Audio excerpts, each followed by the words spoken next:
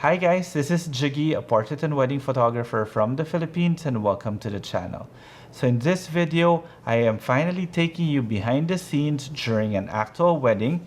I will show you the couple portraits portion and how I use the Sony F45RM together with the MagMod MagSpear and the MagGrid in order for me to be able to create this particular image. So before anything else, if you guys haven't subscribed to the channel, now is the perfect time to do so because I am still giving away a beautiful backdrop from Kate Backdrop. This is a 1.5 meter by 2 meter collapsible dual-sided non-reflective backdrop. And the nice thing about this giveaway is that the winner will have a choice on which particular design they want. And to join is very simple. I will just leave the mechanics in the description below. So with that out of the way, as I said in my intro, I am finally going to be able to take you behind the scenes during one of my wedding shoots. What I did was I asked the videographer to just put a mic on me and take some behind the scenes footages, so it might be very raw. And as you know, with weddings, we're always on a rush, so I might not have been able to explain everything, but I will try my best to fill in the gaps while I am showing you this video. And at the same time, if you want to see how I process the final image, I will be doing that right after I show you this short clip. Okay, so here goes. Hi guys, this is Jiggie, a portrait and wedding photographer from the Philippines, and welcome to the channel. So in this video, finally I'm going to be able to take you behind the scenes in one of my wedding shoots. This is our couple portrait right before the couple goes into the reception after the church ceremony. And our couple for today, of course, is Chrissie and Mawee. Fantastic. Thank you very much for allowing me to do this, and you can relax. Okay, and of course, safety first with them. They don't need to wear a mask, but with us photographers, we always have to be very careful every time we're shooting a couple. Okay, so when I saw this cove, immediately I fell in love with the lights that they put in here. We're here actually in Sampaguita Gardens in Quezon City in the Philippines, by the way. And I'm gonna shoot this with an ultra wide so that I can bring in the sky because we might get a good sunset, and right now we can actually see some colors coming out. So what I'm gonna use is my Sony F45RM together with a MagMod MagSpear and a grid. I need the grid to be able to focus the light. Alright, the videographer actually ran out of space in his card right when I was explaining why I was using a MagSpear together with a MagGrid, because technically this one feels as if it's counterproductive. In other words, a grid is there to focus the light while a spear is used to spread the light and make the light bigger. But what I realized using this MagMod system a lot is that if I use a grid and I put a spear on top of it, it basically focuses the light and makes it slightly softer or a bit softer. In other words, I am getting a focused soft beam of light. And that's what I want. That's what I normally like doing when I'm shooting wide portraits, so that I can just focus the light and direct your eyes towards the subject all the time. Okay, so let's continue this. And let's see how this one will turn out. All right. Okay, so Dylan, can I have the light somewhere here? Here. Here. I see it. Facing towards them. There. So I'm putting it in an area to make sure that it's very easy for me to Photoshop it out. Can you turn off the LED lights now? Okay, so can I show them my settings? So look at my settings. We're actually two stops underexposed. I'm shooting an aperture priority, so I can just control how it's going to look like. So I shoot an aperture priority so that it's very quick for me to be able to expose for my ambient light. In other words, my ISO is set up, I'll probably say it in the video also, but I'll say it again now. My ISO is set at auto ISO. The only thing that I control is my aperture. Through my exposure compensation dial in my Sony camera, plus with live view, I can actually dial in the exposure that I want already for my existing ambient light, and then control the power of my flash using the Sony WRC1M, which is connected to my camera, which you guys will see now. So 2 stops is good, just to be able for us to push the sky, coming with the colors of the sky. Yeah, so normally I underexpose the scene just to bring out the colors because I want to protect my highlights. I can always bring out my shadows, which is something that's very important for you guys to understand, that knowing your equipment is really half the battle, meaning I use a Sony A7R Mark IV and I know that I can easily bring in like 2 or 3 stops of shadow details. So even if I underexpose a scene in post-production later, I will show you how much detail I can actually bring out from that particular shot. That's why I also shoot in RAW most of the time, or if not all the time. And my flash power is set at 164 power because I am also on auto ISO. Now, as you can see there, I was controlling my flash using the in-menu system of the Sony cameras. That only happens if you have a proprietary trigger such as a WRC1M for Sony and a Sony flash. It's so much easier than having to tinker with physical buttons on top of your camera. This one, it's very easy, so because it's also very bright and it's very specific on what it needs to do. All right. Okay.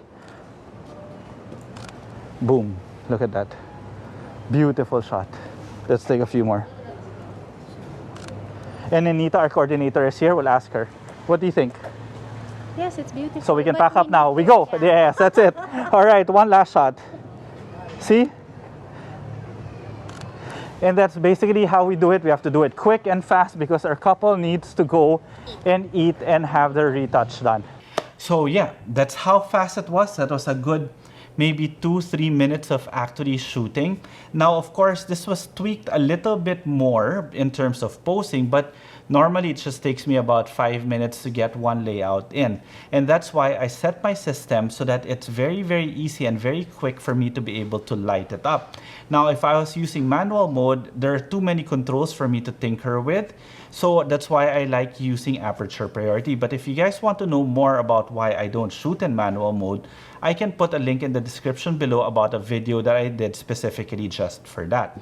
Now, in terms of all my flash settings here, basically what I did was I exposed for ambient light, and then I put in my flash, then I fixed my flash power. That was basically it. That's how simple it was. Okay, so now let's go into editing. So my primary RAW conversion software is Capture 121. So the first thing that you need to do is you need to take a step back and pinpoint areas that need to be processed. Now, for here, I can already see that this one, I need to bring out the shadows a bit more, as what I said earlier. I need to maintain the focus of the light here on them. So I will maintain this one even if I bring out the shadows here. Now, I actually like this area here. I might just make it a bit brighter. And the white balance for me is a bit off. So that's where I'm going to start. Oh, and lastly, keystoning. I will explain that later. So my white balance is slightly off, maybe a bit there, a little bit. Just so that my main goal is not to make them yellow or orange. And then zooming in, I can see that there's a lot of contrast in their faces. So maybe I will just bring down the contrast a bit. Then now, before I even do any other correction, I want to start off with my keystoning. So I can already see here the distortion between the legs. Look at how long the legs are compared to the torso. So I'm going to fix that. So I'll just do this. And then as you can see, my cropping tool automatically came out. And I still want to be able to get a bit of the floor, but a lot of the sky. The problem is, if I crop further up, you will see in the bottom part, there are some areas that have no images anymore because of the correction of the keystoning. And that one we will solve later in Photoshop. So I'm okay with that one. All right. So let me now create a new adjustment layer, and that's when I'll bring out the shadows here. So in order for me to bring out the shadows, I'll bring up my exposure, which will now also adjust my sky. And at the same time, bring out some shadows here in the leaves just to make it more vibrant. But by doing that, you will see that I actually overexposed the couple already. And that's where I'm going to be putting a layer mask, so that I can just mask areas in which I don't want to be affected by my adjustment.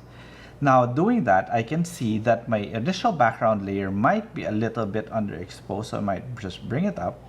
So if I bring it up, I'll go up to my adjustment layer and bring back my exposure too, just to balance it out. There. And then finally, what I can see now is that because of my keystoning, I made them a little bit wider than normal. So I can actually adjust that just by doing this. There we go, and make them a bit thinner. There, I think that's more normal looking. So if I turn off this layer mask, you will see that these edges here are actually very dark. So remember, I was saying earlier, I want to maintain focus on them. And by doing this, I remove the focus from there. So what I'm gonna do is I'm gonna erase that layer here, there, just to mimic how I lit it intentionally. There. All right. So I might want to bring back a bit of the sky. So I'm just gonna make this smaller, bring down the opacity a bit, just to bring out a bit of the color. There. All right, I think that should be good. Okay, so from there, I export it in Photoshop, export the variant, and save it wherever it is that you want to save it, okay? So now let's open it up in Photoshop. So this is the image that came out of our raw conversion software, and the first thing that I did was remove all the lights and fill up this area that was caused due to our keystoning. So I just used my clone stamp tool and I removed it easily. As I said earlier, I actually positioned the light there so that it would be very easy to remove. Then also, there's a certain portion here that I actually feel that it's out of place, so I removed that also. After which, I created a new layer, put it in Camera Raw, and decrease the contrast even more, just to remove the contrast here in their face. So, like that. There we go. So, a little bit less contrast. Okay? So once I was done with that, I just did one of my action set to saturate the colors a little bit. This is just about 25% saturation. Then I did a dodge and burn layer here, just to bring more blues to the sky. After which I put in a photo filter in order to make it a bit warmer. And then finally, I put in my levels just to make this one a little bit more, to add a little bit more contrast to this area. Now, this image as it is already very, very nice. I actually like it. But the thing is, the couple actually loves Coldplay and they love the song Sky Full of Stars. Unfortunately, we weren't able to capture any of the stars since we are shooting in the metro. So what I did is I just decided to put in a few stars. There. And this is my final image. So there we go. I'm so happy that I was finally able to bring you behind the scenes in one of my couple portraits during an actual wedding. And you saw the power of this combination, a small F45RM flash from Sony and the MagMod MagSpear and MagGrid combo.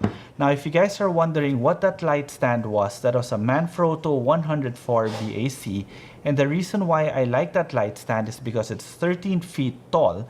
In other words, you saw my assistant holding it, he was actually out of frame and it was very easy for him to position the light where I wanted it to be. So another thing also that I hope you noticed in the video is that I shoot fairly quickly, and the reason for that is, again, we have very, very limited time to shoot a couple. That's why I need to have reliable equipment with me all the time. Now, shooting an aperture priority and having my ISO on auto also helped a lot in terms of being able to control my ambient light, and having that quick menu system to control my flash in camera really makes this process so much faster. That's why we were able to shoot this one in less than 5 minutes. It actually took longer for me to edit it than to actually shoot the image. So I hope you guys enjoyed this video, and don't forget, if you want a chance to win this beautiful backdrop from Kate Backdrop, check out the mechanics in the description below. Okay, till the next video.